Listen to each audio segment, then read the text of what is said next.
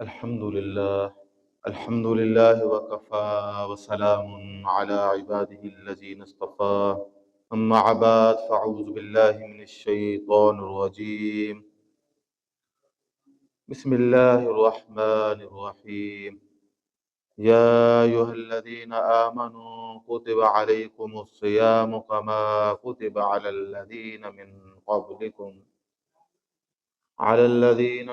قبلكم لعلكم تتقون أما بعد والله أعلم بأسرار كتابه فقال النبي صلى الله عليه وسلم بلغوا عني ولو آية رواہ البخاری۔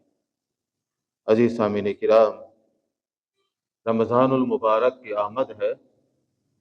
انشاءاللہ اگلا جمعہ جو ہے وہ رمضان المبارک کا ہی ہوگا۔ تو آج ہم رمضان المبارک کی تیاری کے حوالے سے بات کریں گے کہ رمضان المبارک کی تیاری کیسے کی جائے۔ تو آج یہ عنوان ہے ہمارا کہ رمضان کی خوشی کے ساتھ ساتھ ذمہ داری، رمضان کی آمد کی خوشی کے ساتھ ساتھ اس کی ذمہ داری کیا ہے۔ تو عزیز سامعین کرام، ہر بندہ مومن جس کے اندر ایمان جھلکتا ہے وہ یہ خواہش کرتا ہے کہ پروردگار رمضان نصیب ہو، اور رمضان کی آمد کی وہ اللہ جل شانہ سے دعائیں کرتا ہے اور کہتا ہے اللہم بلغنا رمضان علی خیر و بر و احسان۔ تو عزیز سامعین کرام، تو وہ اللہ جل شانہ سے سلامتی اور احسان، خیر اور نیکی کی دعائیں کرتا ہے۔ اللہم بلغنا رمضان علی خیر و بر، اور اسی طرح فرمایا کہ وسلامت و احسان۔ تو انسان کو پتہ ہے کہ جب اس کا ایمان مضبوط ہو تو ایمان چاہتا ہے کہ وہ اپنا کیا دکھائے، اپنا منظر دکھائے۔ ایمان کس چیز سے ظاہر ہوتا ہے؟ اعمال صالحہ سے۔ تو حرارت ایمانی تقاضا کرتی ہے کہ اس رب کی بجاآوری کی جائے، اور اس کو وہ کیا کرتا ہے؟ جذبہ ایمانی کی تسکین صرف ایک چیز سے ہوتی ہے، وہ کیا ہے؟ عبادت۔ عبادت سے اس کے جذبہ ایمانی کی تسکین ہوتی ہے، کیونکہ ایمان کی غذا کیا چیز ہے؟ عبادت۔ ایمان ہوگا تو عبادت ضرور ہوگی۔ عزیز سامعین کرام، تو بھائی رمضان المبارک کی جو آمد ہے وہ اپنے ساتھ نیکیوں کا موسم لے کے آتا ہے، نیکیوں کی بہار لے کے آتا ہے، اور ایک مسلمان کو یہ اس بات کا پورا ادراک ہوتا ہے کہ یہ مہینہ میرے مقصد حیات کا مہینہ ہے۔ تو اللہ تعالیٰ نے اس کی مقصد حیات رکھی ہے، وما خلقت الجن والانس الا لیعبدون۔ وہ اپنے مقصد حیات کی تکمیل کے لیے یہ مہینہ کیا کرتا ہے؟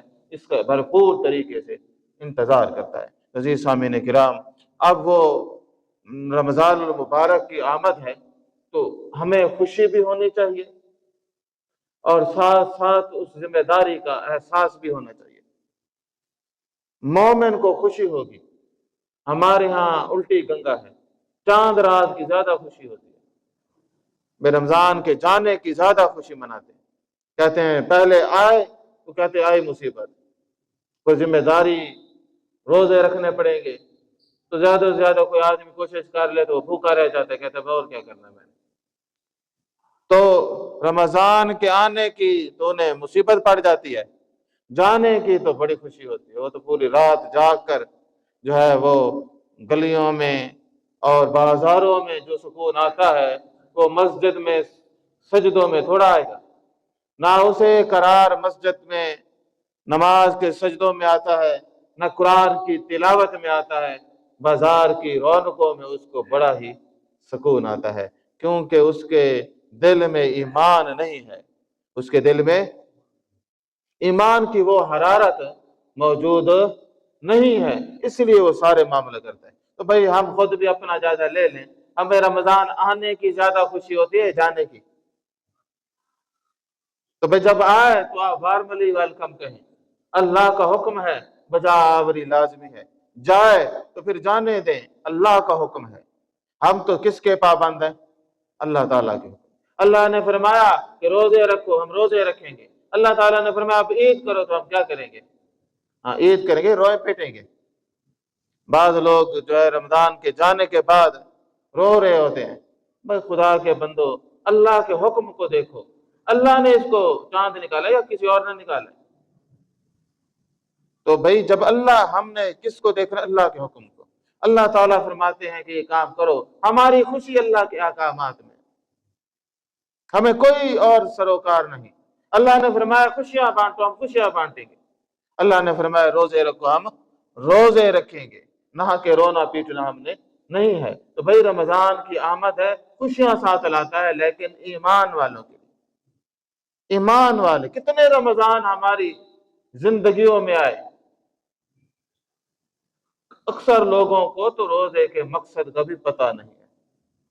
ہمارا ٹارگٹ کیا ہے؟ زیادہ سے زیادہ کوئی کہہ کہ ثواب ملتا ہے، یار کوئی نہیں، تھوڑا بہت تو کر لیا ہے بھائی، چلو پورے نہیں رکھے، تھوڑے رکھ لیے ہیں، اور تھوڑی بہت ہی کمی کمزوری رہ جاتی ہے بھائی، خالی پیٹ کو روزہ رکھوا لیا ہے، چلو آنکھوں کو نہیں رکھوا سکا، زبان کو نہیں رکھوایا، ہاتھوں کو نہیں رکھوایا، کچھ تو کیا ہے بھائی؟ نہیں، کچھ کی بھی نہیں ہے۔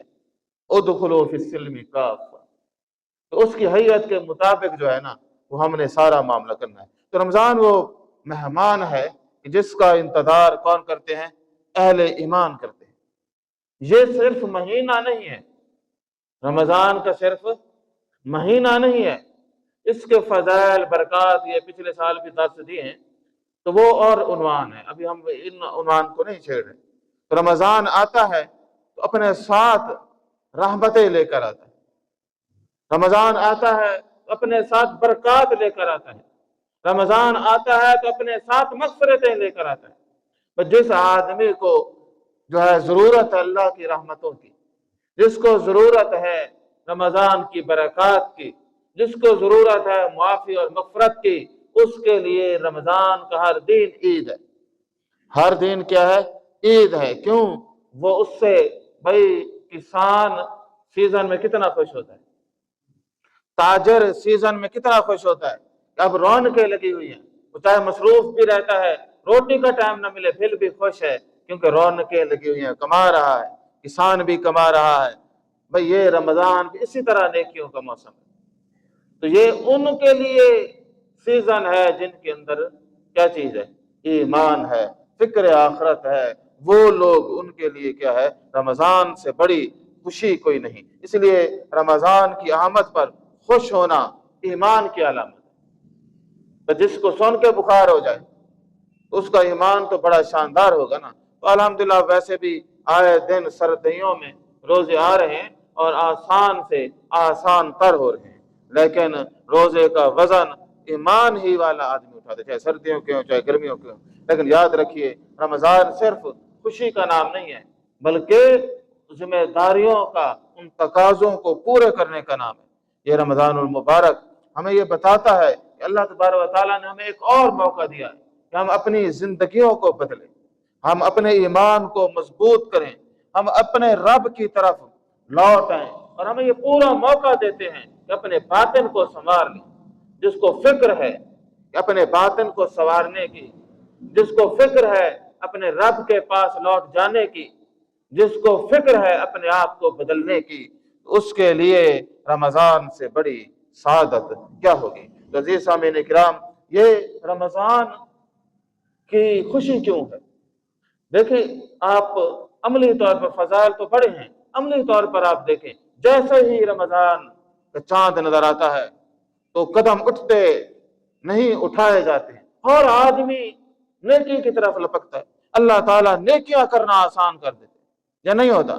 جو آدمی نحوست کا مارا تھا، نیکی کی طرف وہ دل نہیں اٹھتا تھا، وہ بھی بھاگ بھاگ کے جاتا ہے، تو نیکی کرنا آسان ہو جاتا ہے، نیکیوں کے دروازے کھول دیتے ہیں، اللہ تعالیٰ اپنی رحمتوں سے اپنے قریب کر دیتے ہیں، دل نرم ہو جاتے ہیں۔ وہ جو سب سے بڑا دل سخت اس آدمی کا ہوتا ہے جس کے اوپر قرآن اثر نہ کرے، جس کے اوپر کیا اثر نہ کرے؟ نصیحت اثر نہ کرے، قرآن اثر نہ کرے۔ عزیز سامعین کرام، رمضان کی برکت سے کیا ہو جاتا ہے؟ نیکیاں کرنا آسان ہو جاتا ہے۔ رمضان کی برکت سے دل نرم ہو جاتے ہیں، رمضان کی برکت سے مسجدیں آباد ہو جاتی ہیں، رمضان کی برکت سے قرآن کے دور شروع ہو جاتے ہیں۔ یہ اور بات ہے کہ جس طرح خزاں کے موسم میں درختوں کے پتے جھڑنے شروع ہو جاتے ہیں، اسی طرح نماز مسجد میں نمازیوں کا بھی یہی حال ہوتا ہے۔ ایک دن کم، پھر دوسرے دن، تیسرے دن، پھر 15 دن بعد وہ پرانے نمازی آدھے سے زیادہ بوڑھے ہوتے ہیں اور کچھ بس نوجوان قسم کے لوگ باقی چھٹے۔ تو آخر یہ ایسا کیوں ہوتا ہے کہ شروع میں تو وہ سارے جوک در جوک ہیں؟ بھائی جو آدمی اپنی نیکی کی حفاظت نہ کر سکے، نیکی کی حفاظت کرنی ہے، اللہ تعالیٰ نے بلا لیا تو اپنے آپ کو بھی اس کے قابل، مسجد کے قابل بنائیں، برائیوں سے بچیں، حرام سے بچیں، استغفار کریں اور اللہ تعالیٰ سے ثابت قدمی کی دعائیں کریں، پھر نیکی پر قائم ہوں گے۔ اللہ نے تو اپنی رحمت سے نیکی کے قریب کر دیا، وہ اپنے گناہوں کی عفونت سے نیکیوں سے دور بھاگ گئے۔ تو قصور کوئی اللہ تعالیٰ کا نعوذ باللہ نہیں، انسانوں کا قصور ہے کہ اللہ نے اتنا بڑا موقع دیا، وہ سارا کو چھوڑ چھاڑ کے وہ ان کا دل ہی نہیں لگتا۔ کیوں نہیں لگتا؟ کہ ایمان نہیں ہے، ایمان کی کمزوری ہے۔ جتنا وقت وہ عبادات کرنے پہ لگاتا ہے اچھی بات ہے، ایمان سیکھنے پہ بھی اتنا وقت لگے۔ ہمارے ہاں بدقسمتی سے ایمان پر کوئی محنت نہیں کی جاتی، پتہ ہی نہیں ہے، اسی لیے اتنے شرکیہ، کفریہ، الہادیہ اور پتہ نہیں کس کس کے ملحدانہ نظریات رواں دواں ہیں، کوئی پوچھنے والا نہیں۔ بھائی وہ اس لیے ہوگا جب عقیدہ کہاں سے لیں گے؟ ہاں، اللہ کی وحی سے عقیدہ لیں گے۔ اللہ تعالیٰ کے یاد کچھ بتا رہے کہتے ہیں ان کو نہیں ماننا ہم نے، ہمارے حضرت صاحب جو فرمائیں گے وہ ہمارے لیے حرف آخر ہے۔ تو ہمارے ایک بزرگ فرما رہے تھے کہ بھائی یہ جو ہے نا، ہم جب قیامت میں ہوں گے نا تو ہمیں تو ڈھیر سارے بزرگ چھڑوانے والے ہوں گے، ایک نہیں کئی ہوں گے، تو تمہارا کیا ہوگا؟ بھائی یہ ہمارے چھڑانے والے زیادہ ہوں گے، تمہارا کون ہوگا؟ بھائی جس نے فیصلہ کرنا ہے وہ ہمارا ہوگا۔ بھائی جس نے جنت اور دوزخ کا فیصلہ کس نے کرنا ہے؟ اللہ تعالیٰ نے۔ تو امید کس سے لگانی ہے؟ اللہ تعالیٰ سے۔ ان کو میں نے کہا کہ بھائی چلو تیرے تو کچھ نہیں، ہمارے تو رشتہ دار بھی ہیں، کوئی ہمارا بھی کر لیں گے، تو ٹینشن نہ لے ہماری۔ تو بات یہ ہے کہ یہ اللہ تعالیٰ کے ساتھ تعلق بنے۔ کس کے ساتھ؟ اللہ تعالیٰ کے ساتھ تعلق بنائیں۔ اور بھائی جس نے حساب لینا ہے اس کے ساتھ کوئی تعلق نہیں۔ سب سے بڑا سفارشی حامی و ناصر کون ہے آپ کا؟ بندے ہوں گے، اور بھائی اللہ تعالیٰ ہوں گے۔ تم اکیلے نہیں، جس کے ساتھ رب اس کے ساتھ سب۔ تو اللہ تبارک و تعالیٰ پہ امید رجا رکھیں، اسی کی عبادت میں محو رہیں۔ نیکیاں ذریعہ بنیں گے جنت میں جانے کا، اس کا خلوص، اس کا ایمان۔ تو بھائی ایمان سیکھے۔ وہ کہتے ہیں ہمیں کوئی پرواہ نہیں ہے، بس سرٹیفکیٹ مل جائیں گے، بس ختم۔ عزیز سامعین اکرام، ہرگز نہیں، بلکہ کیا ہے، ہم نے یہ دیکھنا ہے کہ ہماری زندگی میں کتنے رمضان آئے اور کتنے گئے، تو ہم نے اس رمضان سے بھرپور فائدہ اٹھانا ہے۔ کیا کرنا ہے؟ بھرپور۔ یہ صرف مہینہ نہیں، یہ انقلاب کا مہینہ ہے جس میں انسان کا دل پھرتا ہے۔ کیا پھرتا ہے؟ دل پھرتا ہے۔ تو فرمایا کہ دلوں کے انقلاب کا موسم ہے یہ۔ اور آپ دیکھ لیں کہ جس چیز کا موسم ہو نا تو فصل اسی میں بوئے تو کتنی ہوتی ہے۔ تو یہ نیکیاں اس میں اتنی بھرپور ہوتی ہیں، پھر صلہ بھی زیادہ، نیکی کرنا بھی آسان اور اجر بھی زیادہ۔ تو کتنا ہے؟ تو انسان اگر اس کو گزار دے، اس سے زیادہ کیا جو ہے بدقسمتی ہوگی کہ وہ بیچارہ اس میں گرفتار رہے گا۔ تو عزیز سامعین کرام، ہمیں یہ تھا نیکیوں کا مہینہ۔ یہ کون سا مہینہ ہے؟ نیکیاں کمانے کا مہینہ۔ تو ہمیں اس میں نیکیاں کمانی ہے یا ذخیرہ اندوزی کرنی ہے؟ اور بدقسمتی سے دنیا میں عرب ہیں یا یورپ ہے یا دنیا کے دوسرے خطے ہیں، ہم کو چھوڑ کر وہاں رمضان میں آسانی زیادہ ہوتی ہے۔ بھئی یعنی مہنگائی نہیں ہوتی، لوگ جو ہے بھئی پیکیجز دیتے ہیں، تو یہاں پہ رمضان آتا جائے مہنگائی شروع، وہ نیکیاں کمانے سے زیادہ پیسے کمانے کا مہینہ ہے۔ حالانکہ بھئی پیسے تو پہلے بھی کما رہے ہیں نا، تو بھئی ذخیرہ اندوزی کر کے پیسہ کمانا، اس سے پیسے تو کما لے گا، نیکی کما لے گا، بلکہ اس سے مہنگائی سے مسلمانوں کو تکلیف ہوگی، اور اس کا نتیجہ کیا نکلے گا؟ ایذائے مسلم کو اچھی چیز ہے۔ آپ صلی اللہ علیہ وسلم کیا فرمائے؟ کسی مسلمان کو ایذا دینا یہ کتنا ناقابل تلافی جرم ہے۔ عزیز سامعین کرام، ہمیں ان چیزوں پہ بھی غور کرنا چاہیے۔ تو ہماری زندگی میں کئی بار رمضان آیا، ابھی تو نہیں پیدا ہوئے نا، بھلا ہوا تو میں بھی کتنی بار آیا۔ آخر وہ کون سی وجوہات ہیں کہ جو ہم اس رمضان کے ان مقاصد کو صحیح طرح حاصل نہیں کر سکتے؟ تو ہمیں یہ بھی دیکھنا ہے، ماضی کو بھی دیکھنا ہے، اور حال کو بھی اور مستقبل کو بھی ہم نے دیکھنا ہے کہ آگے ہم یہ غلطیاں نہ کریں۔ ان میں یہ سب سے بڑی جو سبب ہے نا، وہ عدم معرفت الہی۔ یہ یاد رکھیں، انسان کو اگر اللہ تعالیٰ سے محبت ہو تو کہتے ہیں محبت میں حساب کتاب نہیں ہوتا، تو پھر انسان کچھ نہیں دیکھتا، وہ ہر قربانی کے لیے کھڑا ہو جاتا ہے، اور اللہ تعالیٰ تو ہر قربانی کا صلہ دینے والا ہے۔ تو اللہ تعالیٰ کی معرفت سب سے بڑا نقص ہے۔ تو خدا را جہاں ہم عبادات میں وقت گزارتے ہیں، وہاں قرآن کو پڑھیں، قرآن کو سیکھیں۔ علماء کو بھی چاہیے کہ وہ قرآن کی تعلیم دیں، تاکہ لوگوں کو پتہ چلے کہ بھئی اللہ تعالیٰ کا پیغام کیا ہے، وہ سچے خدا کو مانیں، وہ شرک خرافات کی وادیوں میں گرفتار نہ ہوں۔ اور قرآن تو ہدی للناس ہے، ساری انسانیت کے لیے ہدایت ہے۔ تو کیسے ممکن ہے کہ مثال ایک امتی پیاسا رہ جائے؟ ممکن ہی نہیں۔ تو معرفت الہی کیوں؟ اور دوسری وجہ ہے کہ قرآن سے دوری۔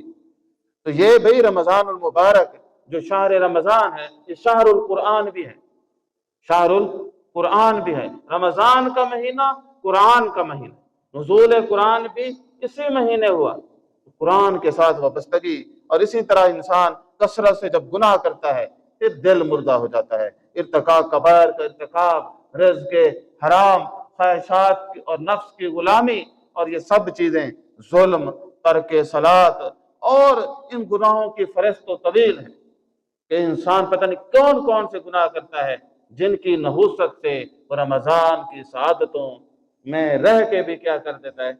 فائدہ نہیں اٹھا سکتا۔ عزیز سامعین کرام، تو وہ جو ہے وہ انسان کو چاہیے، اس انسان کو چاہیے کہ یہ پہلے عوارضات کو دور کرے۔ اس کا طریقہ یہ ہے کہ وہ توبہ کرے۔ کیا کرے؟ بھئی کپڑا جس وجہ سے مرضی میلا ہوا ہو، دھویا تو پانی سے ہی جائے گا، تو گناہوں کو کس سے دھونا ہے؟ ہاں، معافی سے۔ اور معافی اس وقت ممکن ہے جب ندامت ہو، جس کو نیکی اس کا نام سن کے بخار ہوتا ہو، گناہوں پہ صدقے واری جائے، تو ایسے بندے کی توبہ کی کیا حیثیت ہوگی؟ بھئی نیکی کے لیے بخار ہو جائے، گناہوں پہ دل واری جائے، ایسے آدمی کو آپ کیا کہیں گے؟ مثال وہ کیا ہے؟ اس کی توبہ قبول ہو رہی، وہ بیچارہ پھر رہا ہے گناہ کی تلاش میں، نیکی تو گھر تک پہنچ رہی ہے، فائدہ نہیں اٹھا رہا۔ اللہ تبارک و تعالیٰ نے فرمایا کہ افلا یتوبون الی اللہ ویستغفرونہ واللہ غفور رحیم۔ عزیز سامعین کرام، یہ پروردگار نے توبہ کا موضوع اتنا طویل ہے قرآن مجید کے اندر کہ جس جگہ آپ پڑھیں توبہ کا کسی ہر صورت میں کہیں نہ کہیں ذکر ضرور ہوگا۔ تو یہاں اللہ تبارک و تعالیٰ نے فرمایا کہ یہ کیوں اللہ تبارک و تعالیٰ سے توبہ نہیں کرتے، کیوں اللہ تبارک و تعالیٰ استغفار نہیں کرتے؟ بے شک وہ ذات کے واللہ غفور رحیم، وہ جو معاف کرنے والی اور غفور و رحیم ہستی ہے، اس سے کیوں جو ہے معافی اور استغفار، توبہ اور استغفار نہیں کرتے؟ اور پھر اللہ جل شانہ نے فرمایا وَمَن يَعْمَلْ سُوءًا أَوْ يَظْلِمْ نَفْسَهُ ثُمَّ يَسْتَغْفِرِ اللَّهَ يَجِدِ اللَّهَ غَفُورًا رَحِيمًا۔ اسی طرح اللہ جل شانہ سورۃ النساء کے اندر فرمایا کہ جس نے بھئی اپنے کوئی برائی کی یا اپنے نفس پر کوئی ظلم کیا، پھر اس نے کیا کیا؟ فرمایا ثُمَّ يَسْتَغْفِرِ اللَّهَ، پھر اللہ تعالیٰ سے استغفار کیا، معافی مانگے، تو فرمایا یجد اللہ غفور رحیم، اللہ تبارک و تعالیٰ کو کیسا پائے گا؟ غفور اور رحیم پائے گا۔ اور جب انسان استغفار کی جو ہے زبان سے ذکر کرتا ہے، اس کا دل استغفار کرتا ہے، تو فرمایا کہ اللہ تعالیٰ نے اپنی ایک سنت کو بیان فرمایا وما کان اللہ معذبہم وہم یستغفرون۔ اللہ جل شانہ ایسی ہستی نہیں ہے کہ جب انسان استغفار کرے وہ اس کو عذاب دے۔ استغفار عذاب کو بھی ٹال دیتا ہے، استغفار کرتے رہیں۔ اور قرآن مجید میں یہ تفصیل سے موضوع بیان ہوا ہے، اور ہم بھی بارہا دفعہ اس کو الگ الگ بھی بیان کرتے رہے ہیں۔ اسی طرح آپ صلی اللہ علیہ وسلم نے فرمایا یا ایھا الناس، سارے لوگوں کو فرمایا، قرآن نے بھی یہی فرمایا، اور اللہ جل شانہ نے فرمایا وتوبوا الی اللہ جميعا ایھا المؤمنون۔ قرآن نے بھی بتایا اور آپ صلی اللہ علیہ وسلم نے بھی فرمایا یا ایھا الناس توبوا الی اللہ واستغفروا۔ بھئی تمہیں چاہیے کہ کیا کرو تم؟ توبوا الی اللہ، کس سے معافی مانگنی ہے؟ اللہ تعالیٰ سے، اور استغفار کرو۔ فإنی اتوب فی اليوم 100 مرہ، اور میں دن میں 100 بار کیا کرتا ہوں؟ اللہ تبارک و تعالیٰ سے استغفار کرو، یعنی میں تو جو ہے اللہ تعالیٰ سے توبہ و استغفار سینکڑوں بار کرتا ہوں، تو تمہیں چاہیے کہ تم بھی کرو۔ وَتُوبُوا إِلَى اللَّهِ جَمِيعًا أَيُّهَا الْمُؤْمِنُونَ لَعَلَّكُمْ تُفْلِحُونَ، تاکہ تم کیا ہو جاؤ؟ فلاح یاب ہو جاؤ، کیا ہو جاؤ؟ تو عزیز سامعین کرام، توبہ کے راستے سے ہم نے کیا ہے وہ رمضان کے اندر داخل ہونا، تاکہ توبہ ہمارے جو دل کا میل ہے اس کو صاف کر دے، توبہ کے پانی سے، استغفار کی ذکر سے کیا ہو جائے کہ سارا معاملہ ہو جائے۔ عزیز سامعین کرام، ہمیں اس طرف بھی خوب توجہ دینی ہے کہ رمضان کی تیاری میں سب سے پہلے کس کو تیار کرنا ہے؟ اپنے وجود کو، اور وجود ظاہری طور پر صحت مند ہے، باطنی طور پر گناہوں نے اس کو مردہ کر رکھا ہے، تو ہم نے اس مردہ دل کو توبہ اور استغفار سے کیا کرنا ہے؟ زندہ کرنا ہے۔ اللہ تعالیٰ سے مسلسل توفیق مانگنی ہے، صحت کی، ایمان کی توفیق۔ اے پروردگار کہ میں روزے کی عظیم سعادت کو پا سکوں، میں سے حاصل کر سکوں، تاکہ میں ان خوش نصیب لوگوں میں شامل ہو جاؤں جو اس مقصد لعلکم تتقون کی منزل کو حاصل کر گئے۔ عزیز سامعین کرام، اللہ کی یہ سنت ہے، رمضان کہتا ہے کہ ایمان لے کر آؤ اور تقوی لے کر جاؤ۔ ایمان کے ساتھ جو شامل ہوتا ہے رمضان میں، فرمایا کہ پھر تقوی، پرہیزگاری، خوف خدا، خشیت الہی، اطاعت، تمام چیزیں تقوی کے اندر مضمر ہیں، سب چیزیں فرمایا کہ اس کو ہم دیتے ہیں۔ لیکن کیا ہے؟ ایمان کی طاقت، خلوص نیت، ان چیزوں کو لے کے آئے، اس کا پھر معاملہ ہے، ورنہ پھر کوئی اس کا حل نہیں ہے۔ عزیز سامعین کرام، تو ہمارا کئی اور طرح سے بھی معاملات ہیں، تو ایک آدمی کہتا ہے یار میں تو بڑی دعائیں کر رہا ہوں، کاکھ بھی فائدہ نہیں، اور فرمایا کہ انی، آپ صلی اللہ علیہ وسلم نے فرمایا انی وضعت اجابت الدعاء فی لقمۃ الحلال، فرمایا کہ یہ جو دعا کی قبولیت ہے نا، یہ لقمہ حلال میں رکھی ہے۔ پہلے لقمہ حلال تو کھا، لقمہ حلال میں، اور عبادت بھی اسی میں رکھی ہے۔ اس لیے جو ہے بھئی جب ہمارا رزق صحیح نہیں ہوگا، عبادت اس درجے کی ہرگز نہیں پہنچ سکتی۔ عزیز سامعین کرام، تو ہمیں چاہیے کہ ہم کیا کریں؟ رزق کے حلال کا بندوبست کریں، کیونکہ انسان کی سب سے زیادہ انرجی، سب سے زیادہ صلاحیتیں، سب سے زیادہ وقت رزق کمانے میں لگتا ہے۔ اگر وہ رزق کے اندر گڑبڑ کر دے تو پھر بیچارے کا کیا بنے گا؟ تو رزق خراب، تو زندگی کا زیادہ لمحات، زیادہ وقت کس میں گزارتا ہے؟ وہ رزق میں، تو سارے گناہ لکھے تھے، تو لکھے جائیں تو فائدہ ہوگا کوئی؟ تو اس لیے ہمیں چاہیے کہ ہم کیا کریں؟ رزق کے حلال کا بندوبست کریں۔ اور دوسرا یہ ہے کہ رزق کے حلال جو ہے، پہلے تو رزق کے حرام کی بات کریں، اس وقت ممکن نہیں جب کسی اور کا حق نہ مارا جائے۔ جب کسی اور کا حق مارے گا تو پھر رزق حرام ہوگا نا۔ تو انسان جب دوسروں کو جو ہے رزق کھاتا ہے تو فرمایا ایذائے مسلم کیا چیز ہے؟ گناہ عظیمہ ہے۔ ایذائے مسلم کیا ہے؟ گناہ عظیمہ ہے۔ ہمیں چاہیے کہ اس سے ہم بچیں۔ عزیز سامعین کرام، اسی طرح جو ہے نا ہمیں اس سوچ کو بھی آگے بڑھانا ہے۔ تو عزیز سامعین کرام، اسی طرح رمضان المبارک ایسی شان والا مہینہ ہے جس میں قرآن جیسی نعمت جو ہے اس کا نزول ہوا ہے، اس کو بھی ہم نے غور سے دیکھنا ہے کہ ہم اس نعمت کو بھی ہم اس سے فائدہ کیسے اٹھائیں۔ تو روزہ جو تھا وہ صرف بھوکا رہنے کا نام نہیں ہے۔ روزہ کس کا نام؟ بھوکا رہنے کا نام نہیں ہے۔ تو ہمارے ہاں کیا کرتے ہیں؟ بس بھوکا رہنا ہے، تو اس کا کوئی فائدہ نہیں ہے۔ تو بھائی یہ صرف بھوک اور پیاس کا نام نہیں ہے۔ تو روزے میں یہ ہوتا ہے کہ حلال چیزوں سے بھی منع ہوتا ہے. پانی حلال ہے نا، اور کھانا حرام ہے. کھانا حلال بھی ہے، ضرورت بھی ہے، تقاضا بھی ہے. جو آدمی رمضان میں کھانے پینے سے روک سکتا ہے تو وہ حرام سے کیوں نہیں رکے گا؟ میں حلال سے رک گیا ہے، حرام سے نہیں رک رہا. تو جس تقدس اس کا اتنا ہے کہ حلال جو اللہ نے منع کیا اس سے بھی رکنا ہے، حرام تو دور کی بات ہے. اس بات اور اصول کو لوگ بھول جاتے ہیں، کہتے ہیں روزہ رکھ لیا ہے، بھوکے پیاسے رہیں گے، باقی کوئی گناہ نہیں چھوڑیں گے. تو فرمایا کہ نہیں، جس میں حلال چیز کو منع ہے تو حرام کی تو کوئی گنجائش ہی نہیں ہے. اسی لیے ہمیں چاہیے کہ بھئی ہم ہر کام ایسا جو پیٹ کو روزہ نہ رکھائیں، معدے کو نہ رکھائیں، بلکہ پورے جسم کو رکھیں. نظروں کو بھی روزہ رکھیں، نگاہوں کو بھی کیا کریں؟ روزہ رکھیں. کانوں کا بھی روزہ ہوگا، زبان کا بھی کیا ہے؟ روزہ ہوگا. ہاتھ کا بھی کیا ہوگا؟ روزہ ہوگا. پورے جسم کا روزہ ہوگا. تو پھر روزہ اپنی قبولیت کے مقام کو حاصل کرے گا. اگر یہ معاملہ نہیں ہوگا تو پھر روزہ صرف آپ صلی اللہ علیہ وسلم نے جیسے فرمایا کہ جو آدمی ملم یدا قول الزور، جو آدمی برے باتوں سے، جھوٹوں سے پرہیز نہیں کرتا، سوائے بھوک اور پیاس کے اس کو کچھ نصیب نہیں ہوتا. تو کتنے لوگ ہیں کہ جو بیچارے سوائے بھوکے پیاسے رہنے کے انہیں کچھ حاصل نہیں ہوتا، اور وہ عادتیں ان کی ہیں، وہ خود کرتے ہیں اپنے ساتھ. اسلام نہیں کہتا، تو وہ خود اپنے ساتھ یہ طریقہ بناتے ہیں، کیونکہ وہ کیا کرتے ہیں؟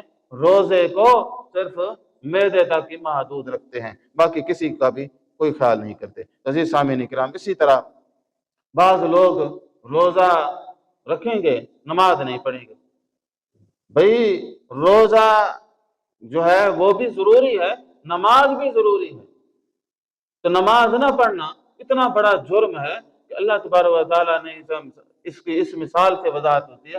اللہ جل شانہ نے فرمایا کہ یہ جو فویل للمصلین، خرابی ہے ان لوگوں کے لیے کہ جو کیا ہے؟ ویل ہے ان لوگوں کے لیے الذین هم عن صلاتهم ساہون. وہ جو نماز تو پڑھتے ہیں لیکن نماز کے تقاضوں کو پورا نہیں کرتے، ان کو بھی اللہ تعالیٰ نے تباہی کی وجہ سنائی ہے. تو جو پڑھتا نہیں ہے وہ تو برباد ہو گیا نا. اسی لیے اس کو ضروری ہے کہ وہ کیا کرے؟ وہ نماز کو لازم ملزوم اتنا پکا کرے کہ وَاعْبُدْ رَبَّكَ حَتَّى يَأْتِيَكَ الْيَقِينُ. موت تک مسلمان پر فرض ہے. بعض تو بس اللہ معاف کرے کہ بھئی جمعے والے دن روزہ رکھنا ہے. ایسے نیک بھی موجود ہیں، بس رمضان کے روزے ہیں، ایک دن روزہ رکھنا تو کوئی فائدہ نہیں ہے. بلکہ کیا ہے؟ فَمَنْ شَهِدَ مِنْكُمُ الشَّهْرَ فَلْيَصُمْ.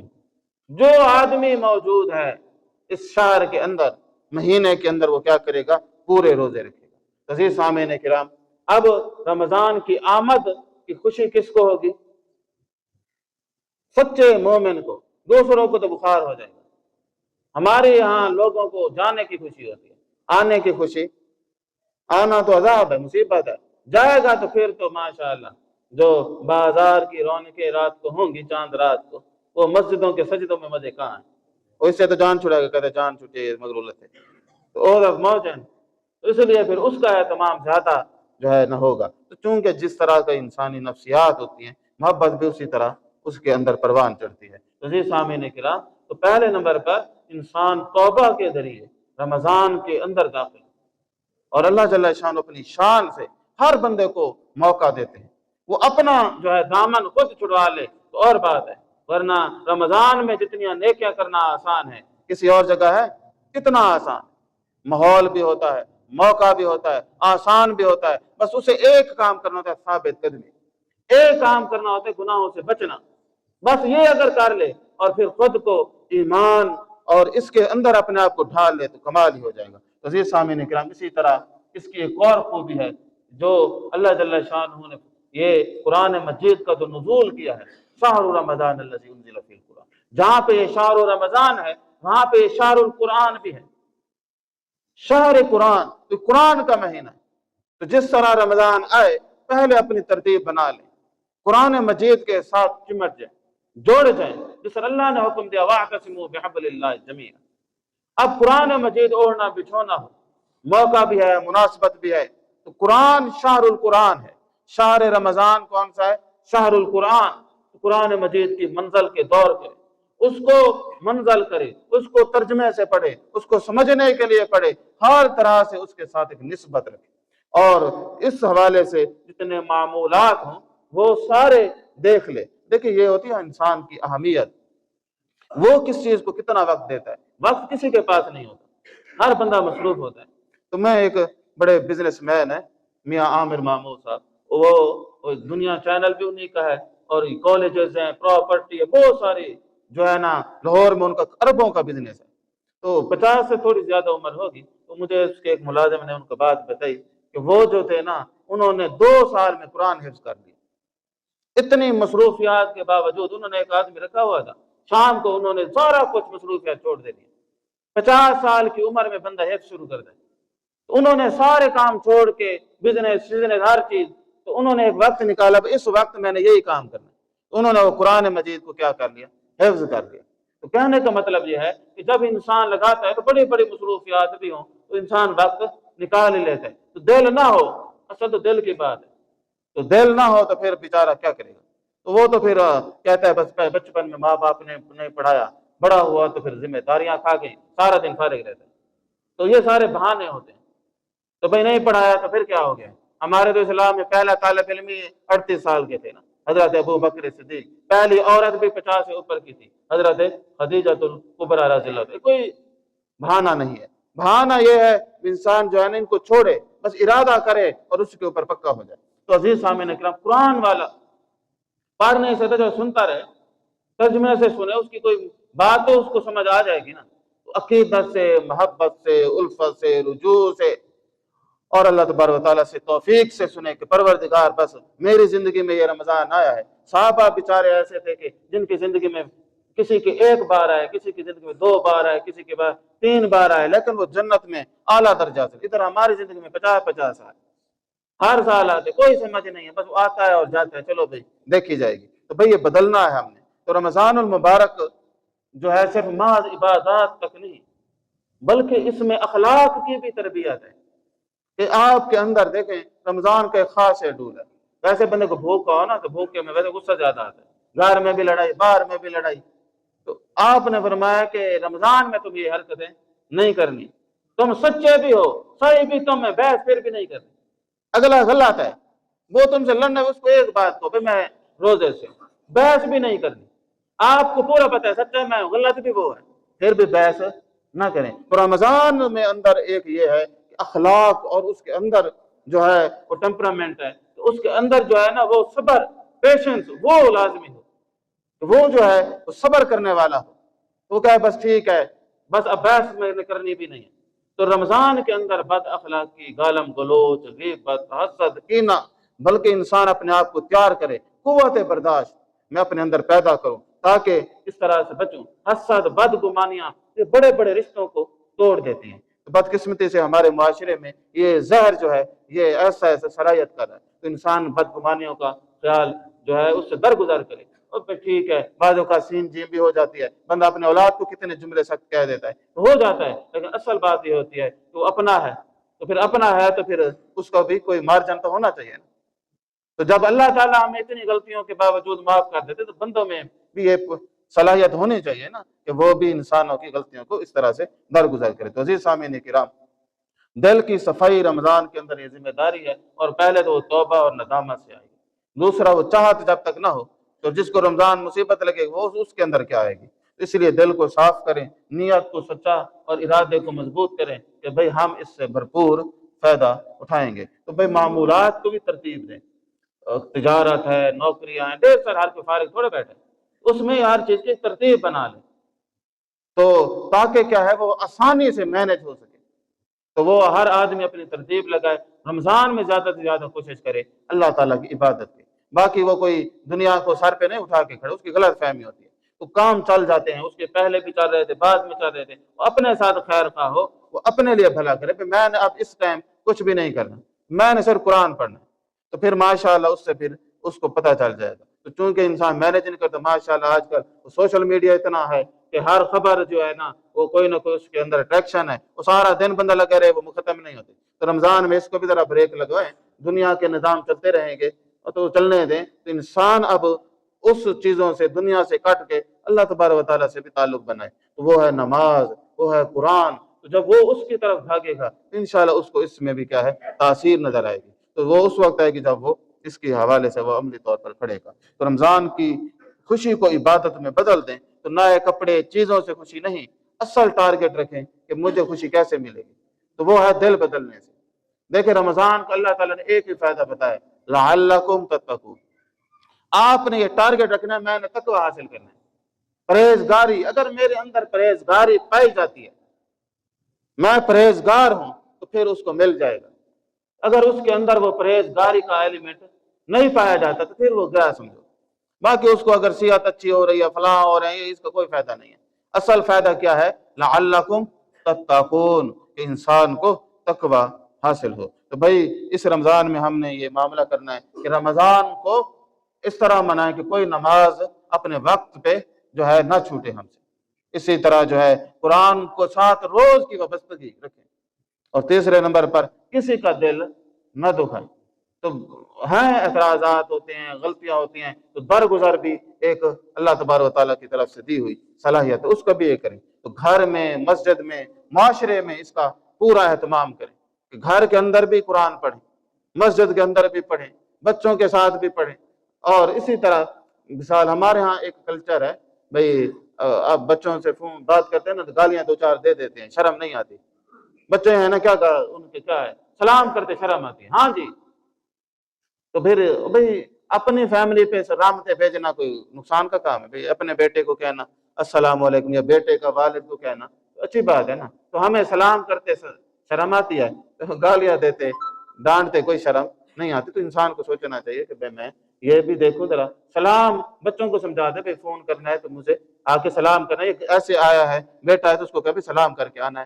اس طرح پھر شروع میں ایسی ہوتی ہے. تو سلام تو ایک بڑی چیز ہے. تو یہ ساری تربیت ہے. انسان جب کرے گا تو ظاہر ہے کہ ہمارے ہاں یہ ماحول نہیں ہے، تو پھر جب بنتا ہے تو اس سے بہتر کیا ماحول ہوگا. تو یہ سامعین کرام، اسی طرح گھر کے اندر قرآن کا ماحول، بچوں کی تربیت، رزق کے حلال کی فکر، اور سحری اور افطاری میں سادگی. تو پھر جو آدمی سارا دن روزہ رکھ کے بس سحری پہ ہی، افطاری پہ سارا فوکس ہو، بھئی یہ کھانا اور وہ کھانا ہے، تو پھر کیا اس کو حاصل ہوگا؟ اصل تو تقویٰ تھا. اسی حوالے سے پھر معاشرے میں بھی ہم نے غریبوں کا، مساکین کا، ضرورت مندوں کا، یتیموں کا بھی خیال رکھنا ہے، تاکہ ان کے بھی جو ہے نا روزے جو ہے وہ صحیح ہو جائیں. تو یہ اپنے اندر ایک طوالت کا موضوع تھا. تو انشاءاللہ پھر آئے روز جو ہم اسی حوالے سے بات کرتے رہیں گے. تو قصہ مختصر یہ ہے، اپنے آپ کو رمضان کے لیے کیا کریں؟ تیار کریں. اپنا وقت بھی نکالیں، جسمانی طور پر بھی، صحت والے طور پر بھی. اسی طرح سنت یہی رہی کہ مومنین دعا کرتے تھے کہ پروردگار ہمیں ایمان کی سلامتی اور صحت کی جو ہے سلامتی کے ساتھ رمضان عطا فرما. تو ہم بھی یہی دعا کریں، جس طرح وہ مشہور ہے نا، عربی کہتے ہیں کہ اللہم بلغنا رمضان علی خیر و بر و سلامت و احسان. اسی طرح ہم بھی جو ہے اللہ تبارک و تعالیٰ سے یہی دعا کریں کہ پروردگار ہمیں یہ مہینہ ایسا ہمیں دے، اس میں خیر بھی ہو، نیکی بھی ہو، احسان بھی ہو، اور بے شمار رحمتیں، نعمتیں، برکتیں، چونکہ اس کو کوئی گن ہی نہیں سکتا. اس ساریوں کے ہمیں حقدار بنا دے. واخر